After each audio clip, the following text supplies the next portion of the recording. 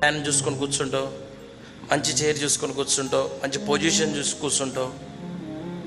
అంత నీ ఇష్టానుసారంగా భక్తి చేస్తావు. నీకు నచ్చినట్లుగా వస్తావు, నీకు నచ్చినట్టుగా ఉంటావు.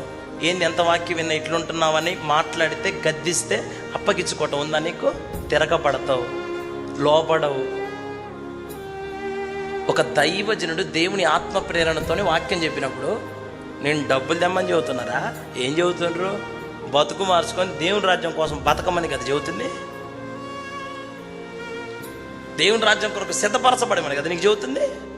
దేవుని చిత్తానికి అప్పగించుకోమని కదా నీకు చెబుతుంది. స్వలాభం కోసమో మా సొంత ఉద్దేశాల కోసమో మిమ్మల్ని రప్పించుకుంటున్నాను అనుకుంటున్నారా చర్చికి?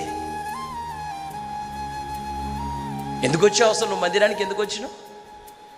ఆయన గడప ఎందుకు దొక్కినావు? ఆయన మనస్సు నీకు లేనప్పుడు నువ్వు మందిరానికి రావటం వేస్ట్.